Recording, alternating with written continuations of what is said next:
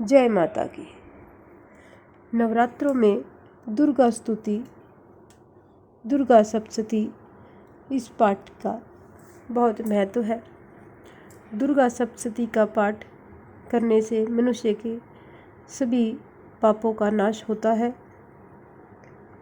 दुर्गा सप्तशती के अध्याय में आज हम करेंगे अथ प्राधानिक रहस्य। ये बहुत ही कम देखने को सुनने को मिलता है, तो आज हम करेंगे अथ प्राधानिक रहस्य।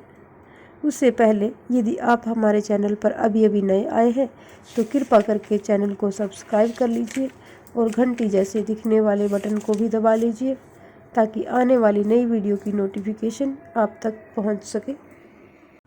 तो शुरू करते हैं अथ प्राधानिक रहस्य। इस सप्तशती के तीनों रहस्यों के नारायण ऋषि, अनुष्टुप, छंद और महाकाली, महालक्ष्मी एवं महासरस्वती देवता है। शास्त्र द्वारा प्रतिपादित उत्तम फल की प्राप्ति के लिए जप में इसका विनियोग होता है। राजा ने कहा, हे भगवान, आपने चंडिका देवी के अवतारों का वर्णन किया है,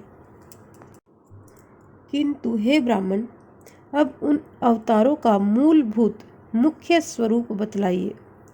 और हे द्विज, देवी के जिस स्वरूप की आराधना जिस विधि से मुझे करनी चाहिए वह स्वरूप और आराधना करने की विधि मुझ विनीत से विधि पूर्वक कहिए। ऋषि ने कहा, यह रहस्य परम गुप्त है, अर्थात किसी से भी कहने के योग्य नहीं है। परंतु हे राजन, तुम भक्त हो, इसलिए ऐसा कोई विषय नहीं जो मैं तुमसे न कहूँ।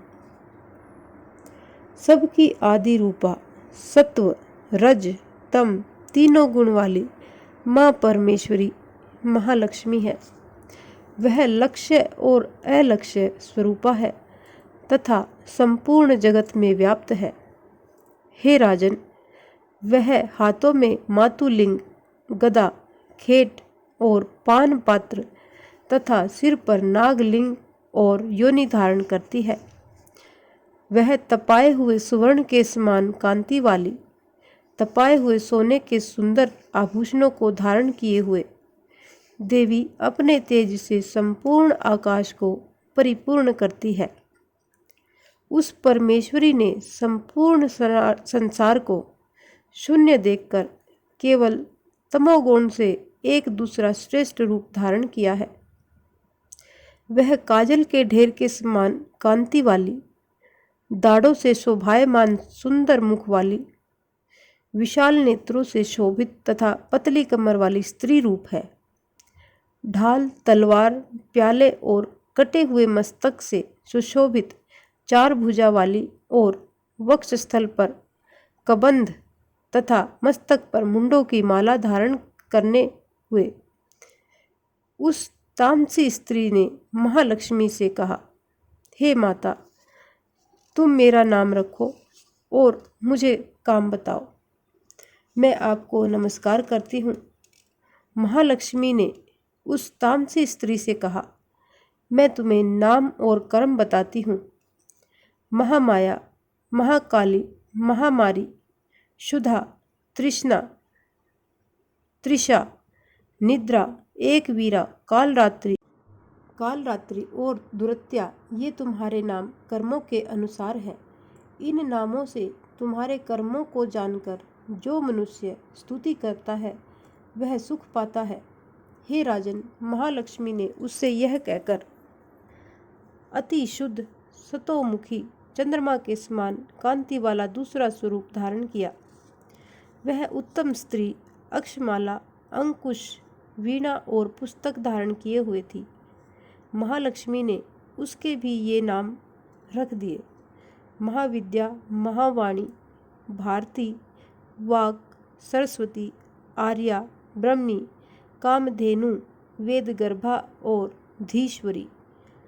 उसके बाद महालक्ष्मी ने महाकाली और महासरस्वती जी से कहा, तुम दोनों देवी अपने स्वरूप के अनुसार स्त्री पुरुष का जोड़ा उत्पन्न करो। महालक्ष्मी ने उन दोनों से यह कहकर हिरण्यगर्भ यानी निर्मल ज्ञान संपन्न सुंदर कमल पर बैठा हुआ स्त्री पुरुष का एक जोड़ा स्वयं उत्पन्न किया। इसके बाद माता महालक्ष्मी ने पुरुष को ब्राह्मण, विधे, विरंची तथा धात इस प्रकार संबोधित किया और स्त्री को श्री, पद्मा, कमला, लक्ष्मी इत्यादि नामों से पुकारा। श्री महाकाली और महालक्ष्मी महासरस्वती जी ने भी स्त्री पुरुष के जोड़े उत्पन्न किए। हे राजन, उनके भी स्वरूप और नाम को मैं यहाँ पर कहता हूँ। महाकाली ने नीलकंठ, रक्तबाहु, श्वेतांग तथा चंद्रशेखर पुरुष और एक गौरी स्त्री को उत्पन्न किया। पुरुष के रुद्र, शंकर, स्थाणु, कपर्दी और त्रिलोचन तथा स्त्री के त्रयी, विद्या, कामधेनु, भाषा, अक्षरा, स्वरा आदि नाम रखे। हे राजन, सरस्वती ने गौरी स्त्री और कृष्ण पुरुष को उत्पन्न किया।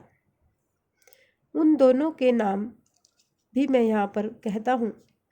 पुरुष के विष्णु, कृष्ण, ऋषिकेश, वासुदेव और जनार्दन तथा स्त्री के उमा, गौरी, सती, चंडी, सुंदरी, सुभगा और शिवा नाम रखा गया।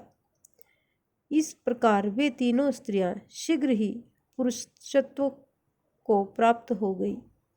उनको दिव्य दृष्टि वाले पुरुष ही देखते हैं, न कि दूसरे लोग, यानी आम लोग उन शक्तियों को नहीं देख पाते हैं। हे राजन, महालक्ष्मी ने त्रयी विद्या रूपा सरस्वती को पत्नी के रूप में ब्रह्मा जी को समर्पित किया तथा वर देने वाली गौरी को शंकर एवं लक्ष्मी देवी को भगवान विष्णु वासुदेव के लिए समर्पण किया। ब्रह्मा जी ने सरस्वती के साथ मिलकर ब्रह्मांड को उत्पन्न किया और वीर्यवान भगवान रुद्र ने गौरी के साथ मिलकर उसे भेदन किया। हे राजन, उस ब्रह्मांड से महत्व आदि 23 तत्व एवं स्थावर जंगम रूप महाभूतात्मक संपूर्ण जगत उत्पन्न हुए। भगवान श्री विष्णु ने लक्ष्मी के साथ उस जगत का पालन किया और श्री महादेव ने गौरी के साथ उसका संहार किया। हे महाराज, महालक्ष्मी सर्वसत्वमयी ईश्वरी है। वह निराकार होते हुए भी साकार है, अतः उसके अनेक नाम है। वह अपने नामों के सिवा अन्य किसी प्रत्यक्ष आदि प्रणाम से नहीं जानी जा सकती है। इस प्रकार यहाँ पर हमने अथ श्री प्राधानिक रहस्य पाठ का जाना। यह प्रसंग अति दुर्लभ है और नवरात्रों में हमें इसका विशेष पाठ कर लेना चाहिए। इस प्रकार की और भी अन्य धार्मिक कथा कहानियों को सुनने के लिए हमारे चैनल को लाइक करें, सब्सक्राइब करें और अपने मित्र और संबंधियों में आगे भी शेयर करते रहिए। जय माता की।